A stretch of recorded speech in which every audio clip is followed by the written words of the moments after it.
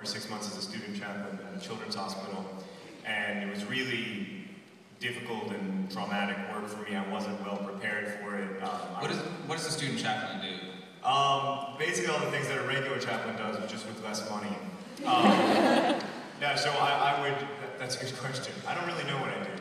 I would work you had to work these 24-hour shifts called an on-call, and during your on-call, if anyone died or if anyone was brought to the hospital as a result of a level 1 trauma, or if anyone asked for a chaplain, you were the person, or a minister or an imam or whatever, you were the person they got, regardless of their faith tradition or whatever.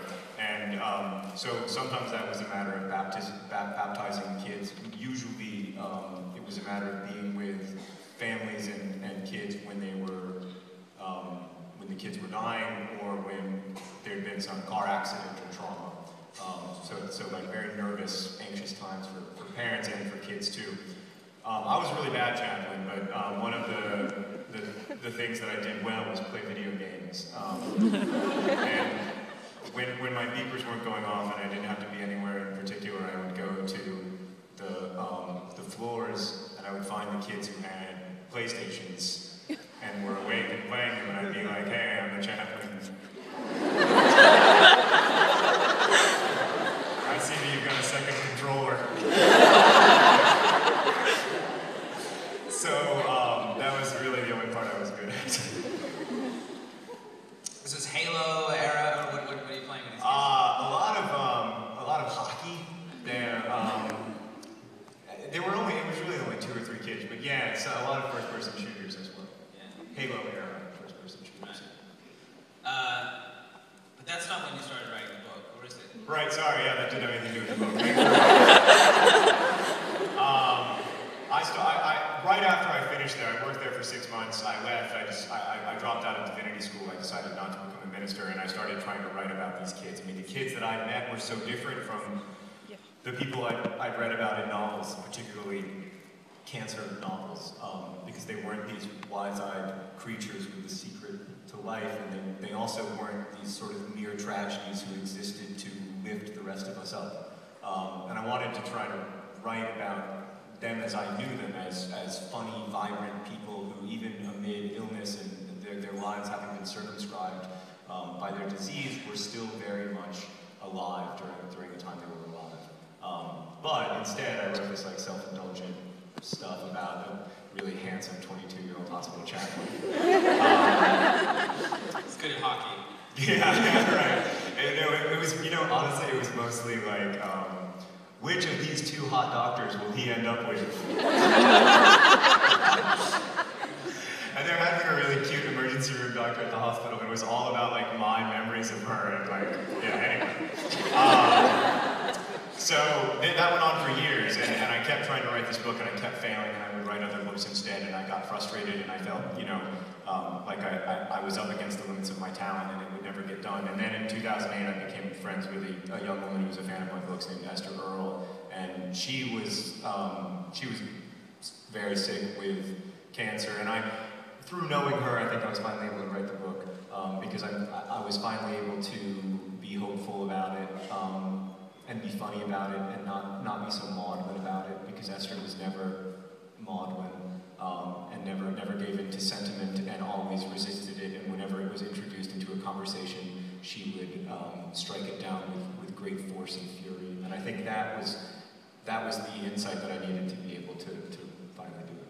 Yeah. How did you meet her? I met her at a Harry Potter conference. My brother is a bit of a star in the world of Harry Potter music. And it's true. And so I had to go. I mean, in retrospect, I was happy to go, but at the time I felt that I was being forced to go to this Harry Potter conference that I really ended up having an amazing time at. But was that LeakyCon? It was. What year was it? 2008. I was there. That's true. That one was fun too.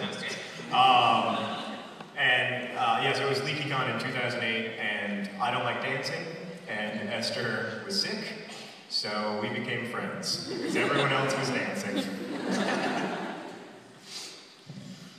At what point title is it's just one of the great titles. And then and it's one of those titles that it leaps out at you from within the book. You aren't expecting it, and then it just sucks you over the head in this amazing way. Pretty late. I really wanted to call it The Hectic Glow. Thanks, which is what I called the band in the book instead, because I couldn't let go of it. But I was really in love with what Thoreau said about tuberculosis. He said, disease and decay are often beautiful, like the pearly tear of the shellfish or the hectic glow of consumption. And I, in my mind, and there was a lot of stuff in early drafts of the book about connections between the way that the 19th century imagined tuberculosis and the way that we imagine cancer now, as, you know, these capricious diseases that attack young and old alike, and whatever, all of that stuff got cut, but I still like the title. And then my editor, I had proposed the title The Fault in Our Stars somewhere along the way, and my editor kept saying, The Fault in Our Stars is I promise, is a much better title than any of these other titles they were coming to me with, all of which are either pretentious or obvious attempts to play for a broad market, 48 Shades of Grey, etc. And so finally, I came around. I also, for months and months and months, I was telling people that it was going to be called The Sequel. But that was during a draft of the book where it was much more about the idea that the story that Hazel was writing was a sequel to An Imperial Affliction. Was sort of her way of constructing the sequel that she needed. But then that was sort of pretentious. All that stuff fell away, and then we were left with The Fault in Our Stars. Right. But I thought I'd ask John to read a short passage from Fault in Our Stars, and it's actually about an imperial affliction. You don't mind, do you? No, I'm happy to do it. This is from the perspective of Hazel, who's a 16-year-old girl, just to clarify. My favorite book by a wide margin was An Imperial Affliction, but I didn't like to tell people about it. Sometimes you read a book and it fills you with this weird evangelical zeal, and you become convinced that the shattered world will never be put back together unless and until all living humans read the book. And then there are books like An Imperial Affliction, which you can't tell people about. Books so special and rare and yours that advertising your affection feels like a betrayal. It wasn't even that the book was so good or anything. It was just that the author, Peter Van Houten, seemed to understand me in weird and impossible ways. An Imperial Affliction was my book, in the way my body was my body, and my thoughts were my thoughts. But even so, I told Augustus. My favorite book is probably An Imperial Affliction, I said. Does it feature zombies? He asked. No, I said. Stormtroopers? I shook my head. It's not that kind of book. He smiled.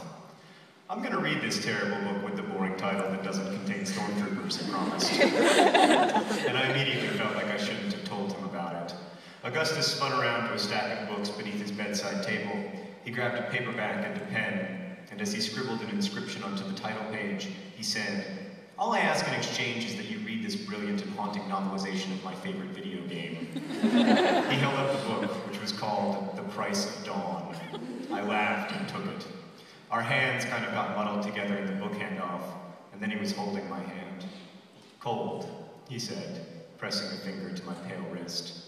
"Not cold so much as under-oxygenated," I said. I love it when you talk medical to me. He stood and pulled me up with him, and did not let go of my hand.